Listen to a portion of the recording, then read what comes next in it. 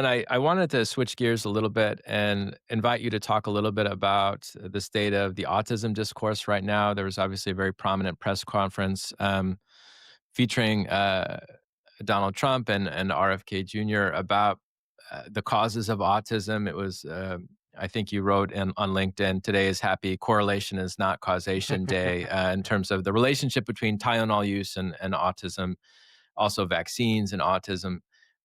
My sense, I'm not deeply embedded in this community, though I do know people with autism. I think it was a very harmful, hurtful day. It kind of harkened back to an earlier moment in the history of this debate where mothers were blamed, and it's quite painful for a lot of people to see it discussed in this way. So I just wanted to give you the space to correct the record as you see it and speak plainly about what the data actually says and how people should be thinking about this. Yeah, so this is something, as you said earlier, that I have a great interest in. I'm not an autism researcher. I don't do whole genome sequencing on people with autism or behavioral research, but I'm on the spectrum myself, as your viewers can probably figure out by the fact that my head doesn't move around very much and my vocal tone is pretty flat. Um, but and so, since I disclosed my diagnosis, I have become more of an autism journalist, I would say, than anything else. But because I'm also the editor of Science, I can talk to any expert about this that I want to. And I'm writing a trade book with HarperCollins about it that'll be out, I hope, in 27. Um, and it's a very fraught field to begin with because there's a lot of disagreement about the autism spectrum itself and whether somebody like me who has quirky traits and occasionally has social difficulties is on the same spectrum with somebody who can't get dressed and has an intellectual disability. For the time being, that's the way it is. The DSM-5 decided this was how it's going to be, but there's still a lot of arguing about where personality ends and autism begins. And so this comes on that backdrop, and it also comes on the backdrop of how vulnerable parents are, for example, when they find out their child has an autism diagnosis, because the stigma has come down significantly because of the broadening of the spectrum. But it's still, there are clinicians who've told me there are no magic words for telling a family that their child has autism. So at that moment, those people are so vulnerable to any information that comes along. So when the Secretary of Health and Human Services and the President of the United States say things about autism, they are just like in the case that you uh, alluded to, where Lee O'Connor, when he first described autism, talked about the refrigerator mothers as being the cause. Now they're saying moms who took Tylenol may have caused their child's autism, and there is very little evidence that there's a causal relationship. I'd say there's no evidence that there's a causal relationship between Tylenol and autism, and even the correlative evidence is pretty thin. And there's a big Swedish study that is pretty definitive that when you put the siblings in the data, that the Tylenol signal probably goes away. But the political tactics, if you look at what they did, so if you read the FDA's actual statement, it's pretty innocuous. It's not going to get anybody in trouble legally. And it says, maybe you want to avoid Tylenol if you're pregnant. Well, you want to avoid all medications if you're pregnant, if you can.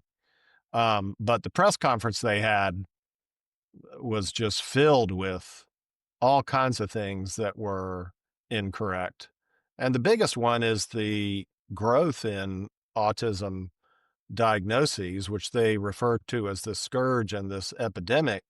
But if you look at the data, the growth in the percentage of a number of people who have what is sometimes, and sometimes controversially because of all the disagreement in the autism world, referred to as profound autism, that is autism that co-occurs with intellectual disability.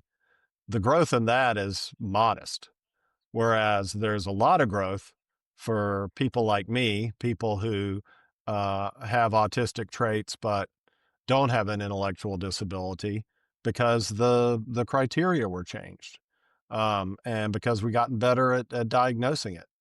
And yet they continue to beat this drum over and over again, that, and they meld in the descriptions of people with profound autism to make it dramatic that that is growing. But that fraction of the people diagnosed with autism is not growing at a very high rate. So just there is a huge bit of scary misinformation. Now, the other thing is that even though the press conference supposedly was about Tylenol, they couldn't help themselves but to say a few things about vaccines, just because I guess Trump says that he's always thought this, and of course RFK's devoted a huge amount of his career to trying to prove that there's a link between vaccines and autism, and that there's no evidence to that I'm aware of that supports that. Now, another interesting thing about the politics of this is that, in addition, they funded a bunch of studies through the NIH to look at the effects of environment on autism. And actually, most researchers think that they picked some really good projects.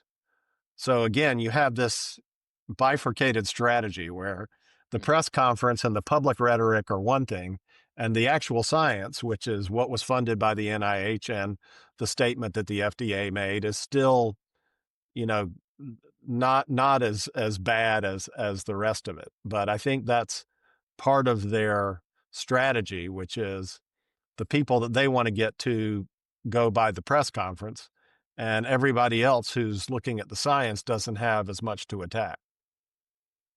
Well, another element of this that I was reading up on is this language about being an epidemic to be basically eliminated.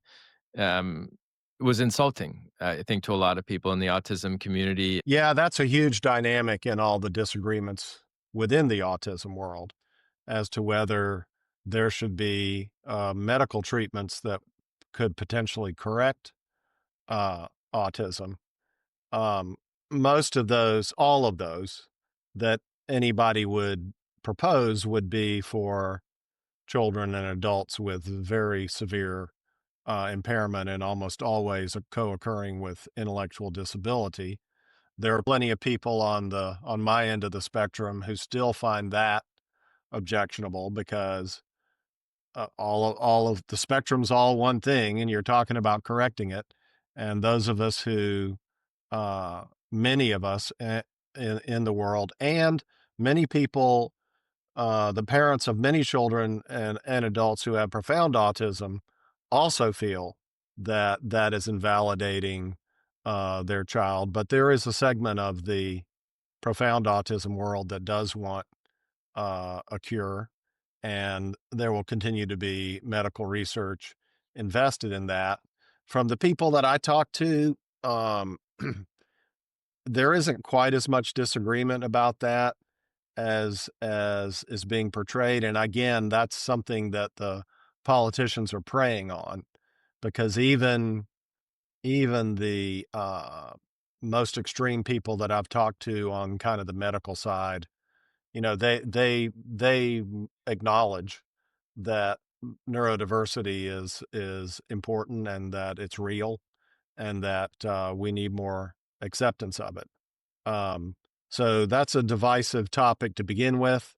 And the politicians are just preying on that to get the autism community more turned against each other. And that's why in my writing, I'm always trying to help bring people together and say, hey, I bet you didn't know that this person agrees with you about this.